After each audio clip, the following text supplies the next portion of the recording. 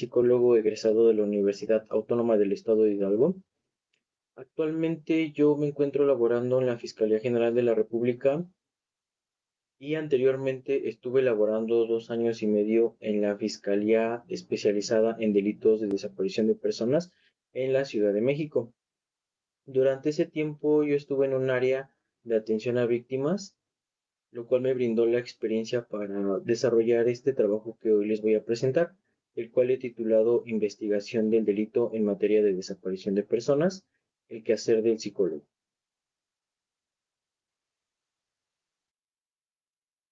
Bueno,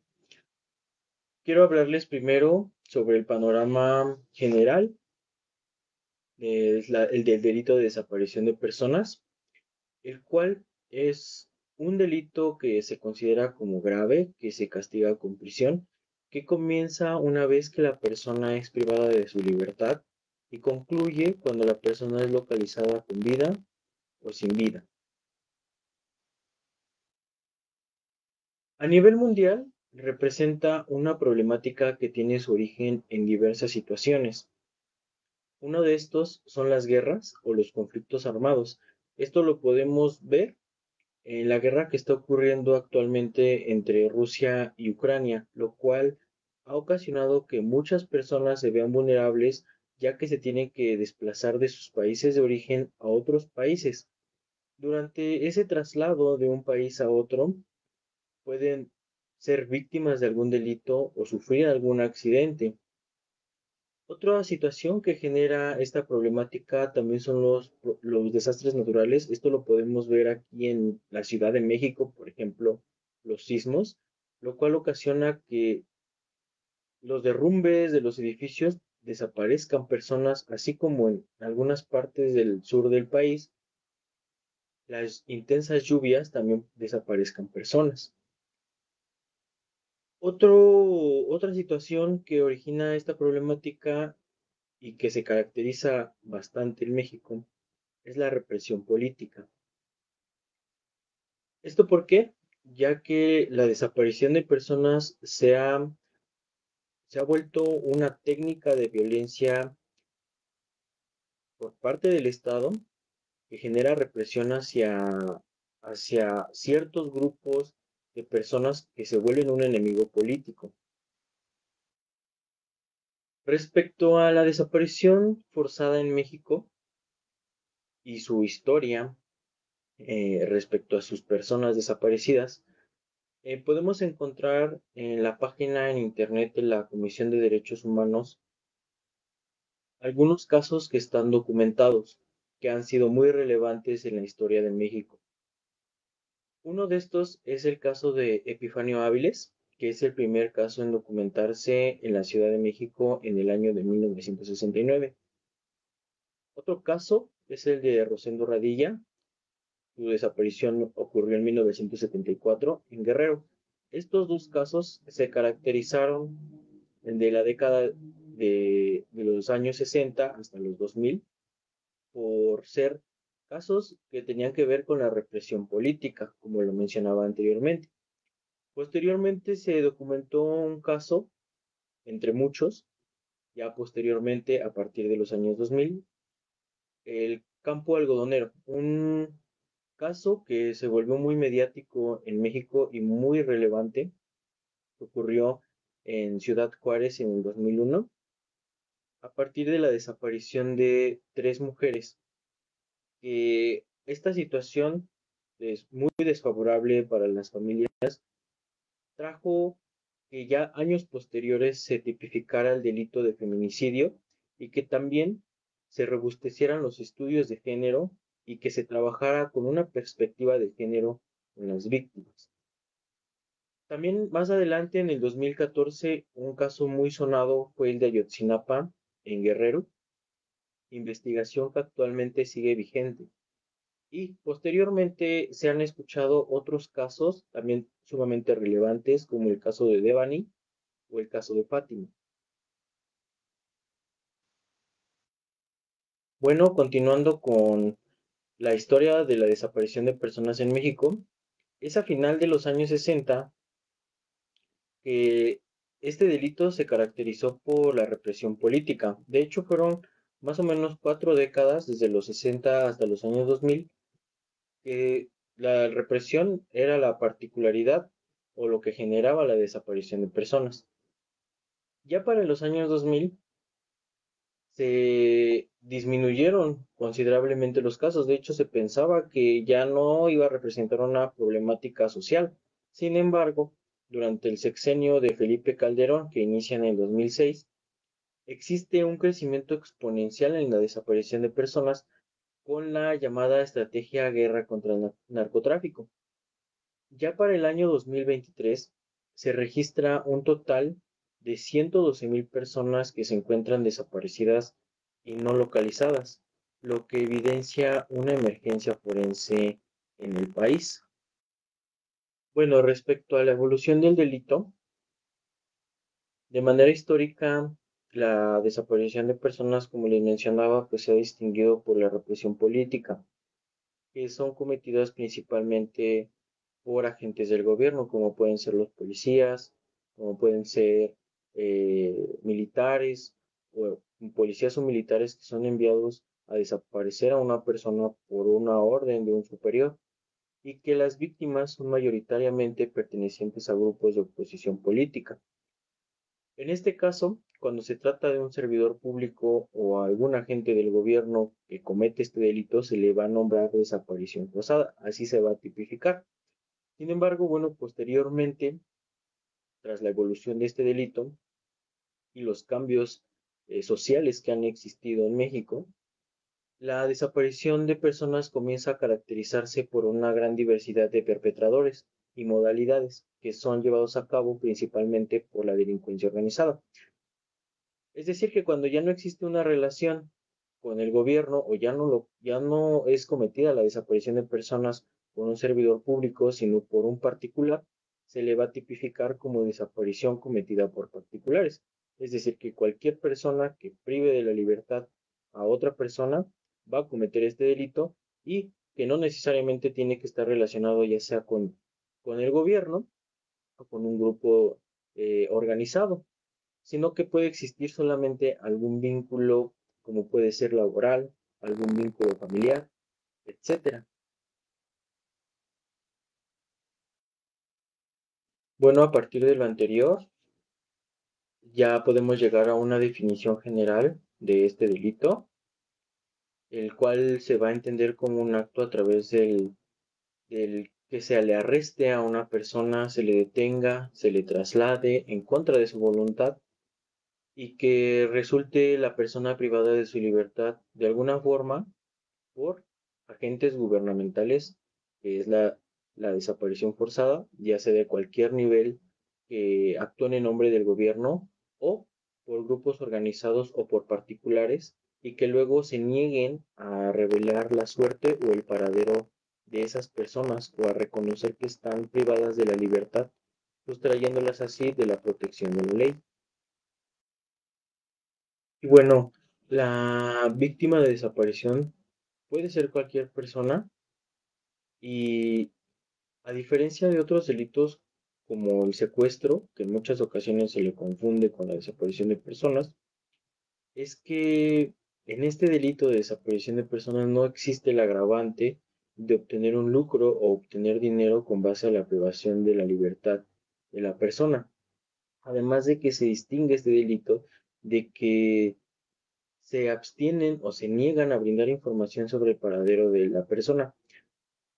Ya en trabajo en campo, cuando estás realizando tus entrevistas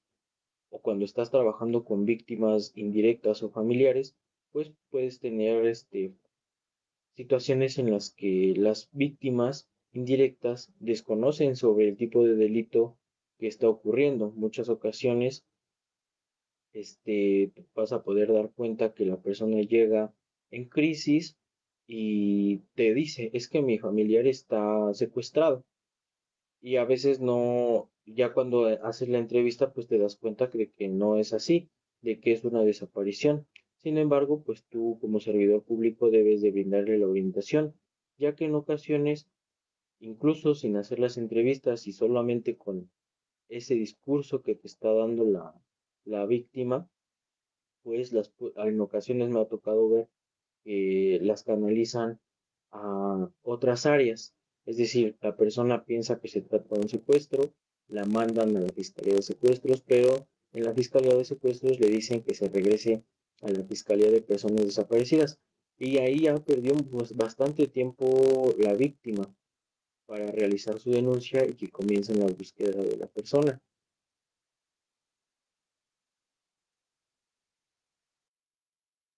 Y bueno, la diferencia entre delitos,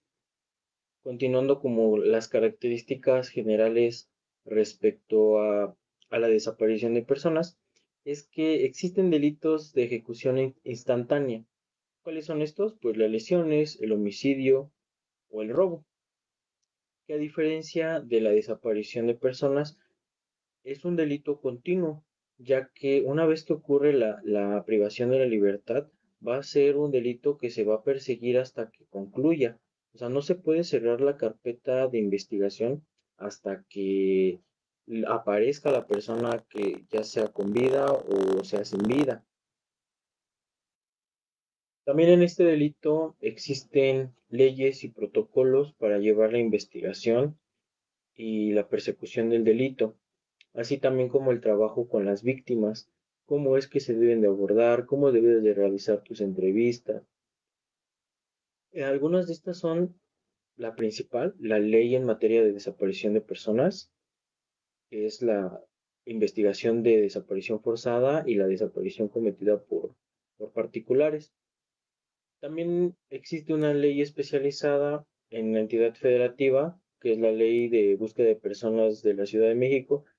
Yo utilizaba esa, no sé si por entidades federativas también existan o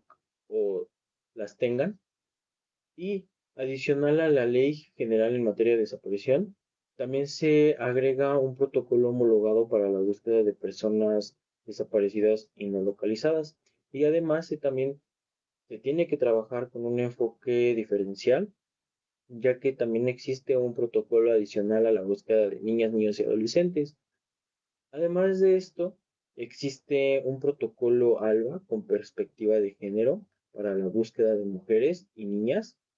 y una alerta AMBER para un enfoque diferencial también respecto al trabajo, la investigación y el trato para abordar la desaparición de menores de edad.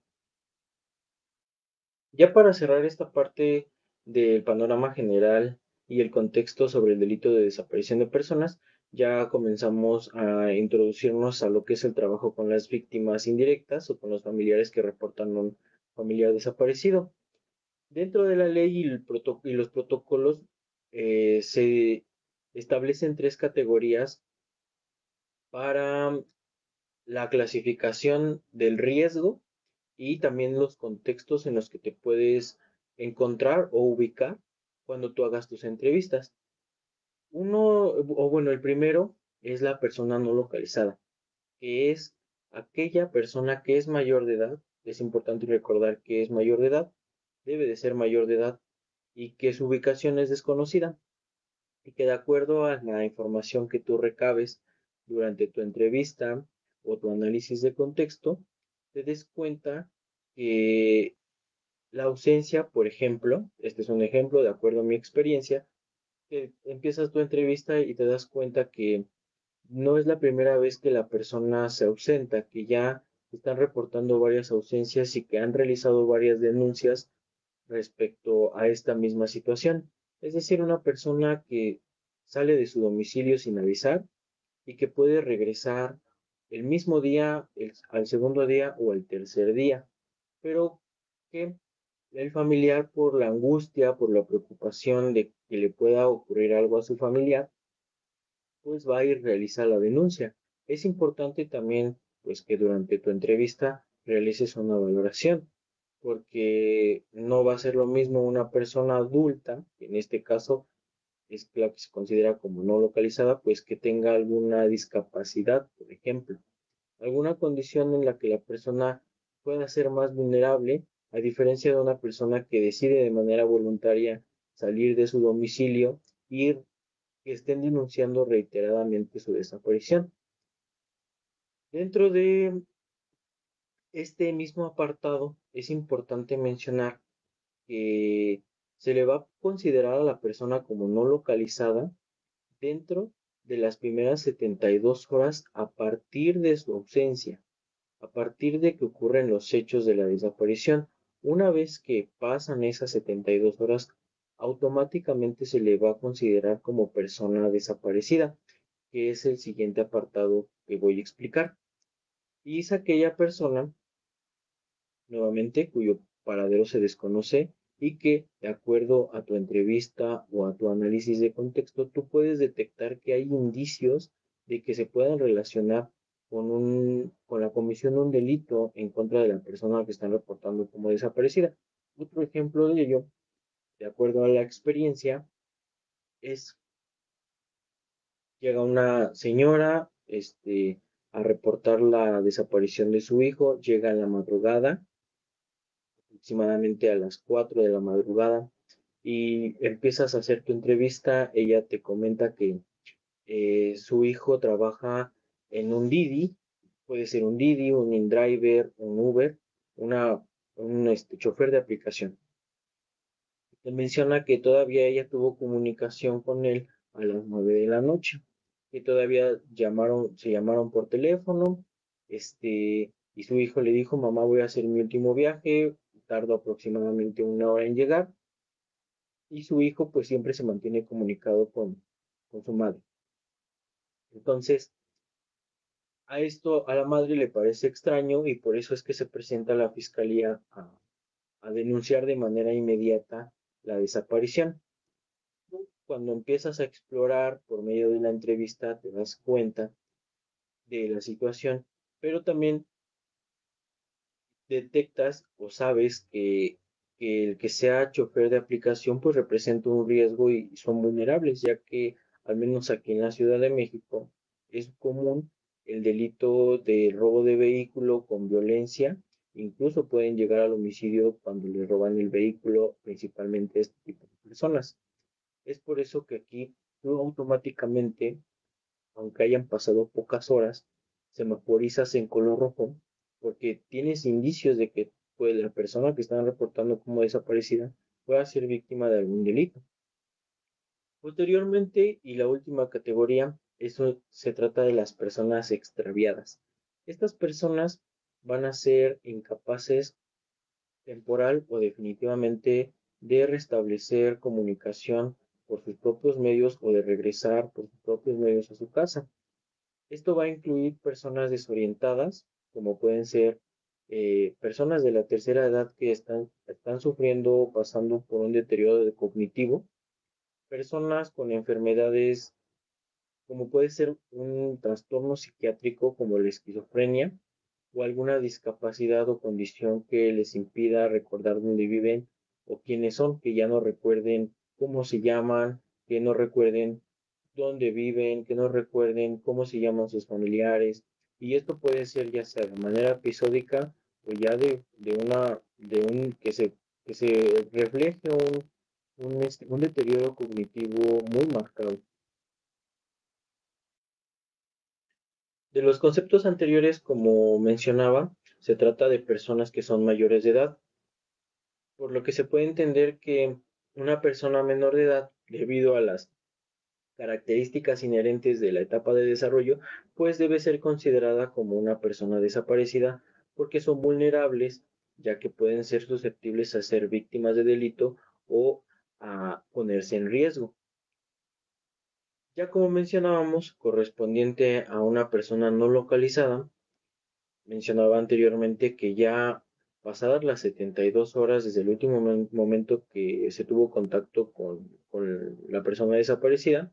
siempre se va a presumir, ya que pasaron esas 72 horas, que ocurrió algún delito, por lo que ya no puede ser considerada como una persona no localizada, sino una persona desaparecida. Y bueno, ya en el trabajo con las víctimas, cuando te llegan los denunciantes o los familiares a realizar la denuncia, a veces te vas a encontrar con casos en los que llegan 3 días después, una semana después de que ocurrieron los hechos. Entonces, pues uno se puede preguntar, bueno, ¿qué es lo que está ocurriendo para que la persona venga hasta ahorita a realizar la denuncia? Digo, es algo que tú te preguntas, que tú te cuestionas porque necesitas explorar el contexto, sin embargo, también es algo que tú no vas a decirle a la persona porque si no la estarías revictimizando. En muchas ocasiones es porque todavía se cree que tienes que esperar 72 horas para poder realizar la denuncia. Esto, si tú lo preguntas, te lo pueden decir, es que yo sabía que tenía que esperar las 72 horas para realizar la denuncia. Y todavía otras situaciones en las que te pueden comentar los denunciantes. Bueno, es que yo llamé a la Procuraduría, yo llamé a la Fiscalía, y me dijeron que tenía que esperar las 72 horas o me encontré a un policía en la calle, transitando en la calle y le pregunté y me dijeron, no, tiene que esperar las 72 horas para poder realizar su denuncia. Son situaciones que debes de tener en cuenta y que debes de tener como conocimiento, ya que pues este delito se ha popularizado bastante y todavía existe mucho desconocimiento respecto a estas 72 horas, ya que una vez que tú tienes conocimiento de que la persona se encuentra desaparecida, no localizada o extraviada, puedes ir a realizar tu denuncia de manera inmediata. Continuando con la atención que se le brinda a las víctimas directas e indirectas, quiero hacer un paréntesis respecto a la experiencia que tuve en estos 2 años y medio en esta área en atención a víctimas. Yo realizaba diferentes atenciones, como las entrevistas que les he comentado, y durante las entrevistas, pues muchas ocasiones brindar la intervención en crisis, que también la puede realizar cualquier persona que esté capacitada. No necesariamente tiene que ser un psicólogo o una psicóloga. Y también realizaba algunas otras diligencias, como podía ser el acompañamiento psicológico durante cateos, y también identificación de cadáveres. Además de eso, tengo una formación como terapeuta sistémico y también daba psicoterapia a víctimas directas o indirectas. Esto independientemente de ser psicólogo, pues el servidor público debe tener herramientas para poder brindar una mejor atención a las víctimas. Yo estoy comentando esto y por eso decía que hacía un paréntesis, porque si bien el psicólogo o la psicóloga puede brindar cosas específicas en atención a víctimas, cualquier servidor público que trabaje con las víctimas puede pulir o mejorar sus habilidades mediante la experiencia o mediante la práctica. Es por eso que titulé esta presentación como investigación, porque además de que brindas la atención o una buena atención a las víctimas, es importante que tú mediante tu práctica y mediante el análisis de la información que vas obteniendo a través del tiempo de tu experiencia, que puedas hacer un análisis de esta información. Esto lo he plasmado ya, eh, lo puse aquí ya en un ejemplo. Apenas pude publicar un artículo que titulé ¿Quiénes desaparecen en México? Y esto fue con base a mi experiencia, es decir, mediante las entrevistas, las intervenciones en crisis, la psicoterapia, las diligencias como cateos y la identificación de cadáveres, pues uno va dando cuenta de que existen